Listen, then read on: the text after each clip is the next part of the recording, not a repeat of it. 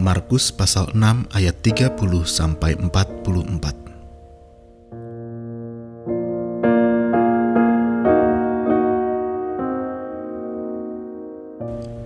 Kemudian rasul-rasul itu kembali berkumpul dengan Yesus dan memberitahukan kepadanya semua yang mereka kerjakan dan ajarkan.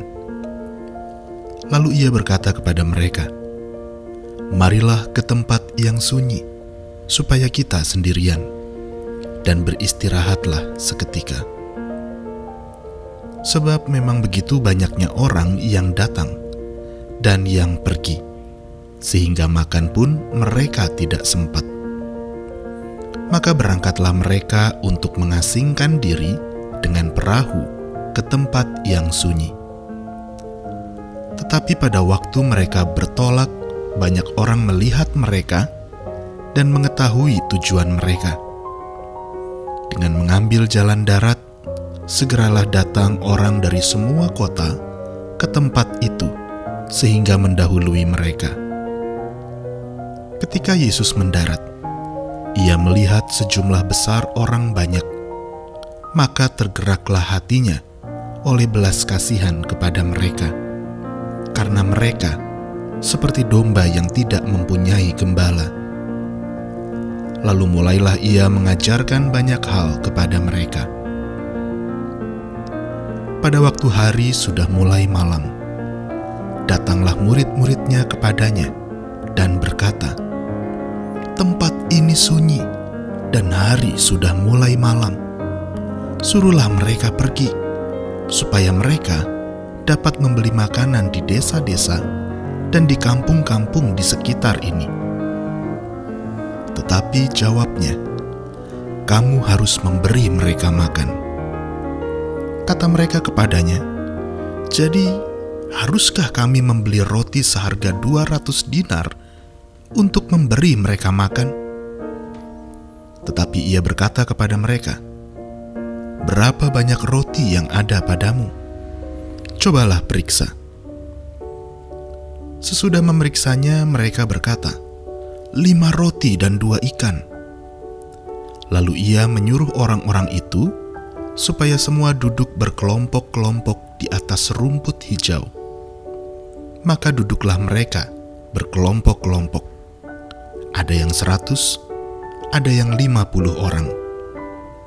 Dan setelah ia mengambil 5 roti dan 2 ikan itu, ia menengadah ke langit dan mengucap berkat, lalu memecah-mecahkan roti itu dan memberikannya kepada murid-muridnya, supaya dibagi-bagikan kepada orang-orang itu. Begitu juga kedua ikan itu dibagi-bagikannya kepada semua mereka. Dan mereka semuanya makan sampai kenyang. Kemudian orang mengumpulkan potongan-potongan roti 12 bakul penuh, selain daripada sisa-sisa ikan. Yang ikut makan roti itu ada 5.000 orang laki-laki.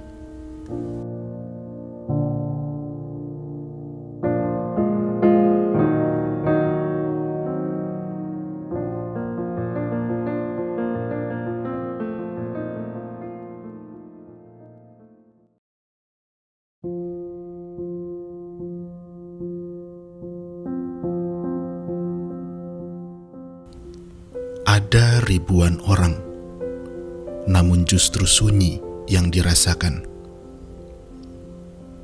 Ada ribuan orang, namun mereka semua seakan terdiam. Ada ribuan orang, namun tak ada satupun yang mau membuka bekal makanan. Apa yang sebenarnya dialami oleh Yesus dan 5.000 orang lebih yang terus mengikutinya? Tampaknya mereka semua sedang tenggelam dalam duka cita yang besar. Kematian Yohanes Pembaptis telah menyatukan mereka ke dalam suasana perkabungan massal. Yesus berduka atas kematian Yohanes. Itu sebabnya ia ingin menarik diri dan ingin sendiri. Ia ingin sejenak beristirahat dari bisingnya teror kematian yang ditebar oleh Herodes, sang penguasa. Sementara ribuan orang juga mengalami duka yang sama. Mereka kehilangan Yohanes yang selama ini menjadi gembala bagi mereka. Mereka kehilangan arah. Mereka kehilangan kepala. Markus pasal 6 ayat 30-44 bukan sekadar kisah tentang keajaiban 5 roti dan 2 ikan. Ini tentang duka dan kehilangan. Ini tentang kesunyian di tengah keramaian. Ini tentang kesepian yang menyeret banyak orang kepada kelesuan. Bukankah kita pun kerap mengalaminya? Merasa sepi di tengah keramaian, merasa kosong di tengah begitu banyaknya orang, merasa hilang tujuan dan ditinggalkan oleh semua kawan.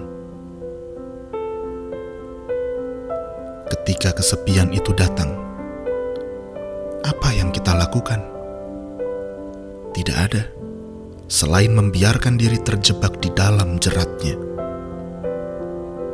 Kehilangan semangat untuk menjalani kehidupan, bahkan untuk sekadar mandi dan makan. Sama seperti ribuan orang yang berdiam tanpa tujuan, enggan pulang, enggan makan. Di tengah situasi itu, Yesus yang juga sedang berduka mengajak para murid untuk saling berbagi. Bukan sekadar berbagi makanan, tetapi berbagi semangat kehidupan. Bukan sekadar mengumpulkan 5 roti dan 2 ikan, tetapi mengumpulkan sisa-sisa kekuatan. Bukan sekadar tentang perut yang dikenyangkan, tetapi kesediaan untuk merawat diri dan kemauan untuk dipulihkan. Suasana mencekam akibat kematian kini berubah menjadi perayaan kehidupan. Jika saat ini kita sibuk meratapi kematian dan kehilangan, atau membiarkan diri tenggelam dalam kesepian, bukankah sesungguhnya ada kehidupan yang layak untuk disyukuri, dimaknai, dan bahkan dirayakan? Ketika roti dipecahkan dan dibagikan kepada 5.000 orang laki-laki, bukankah Yesus mengulangnya kembali saat perjamuan malam terakhir bersama para murid? Markus 14 ayat 22. Ketika Yesus dan murid-muridnya sedang makan, Yesus mengambil roti, mengucap berkat, memecah-mecahkannya, lalu memberikannya kepada mereka dan berkata, "Ambillah, inilah tubuhku." Pemecahan roti adalah isyarat untuk kematian Kristus, yang menjadi simbol bahwa melalui tubuh Kristus yang terpecah dan terbagi, kita memperoleh kehidupan dan kebangkitan. Kini, maukah kita berbagi semangat kehidupan kepada mereka yang dirundung kehilangan?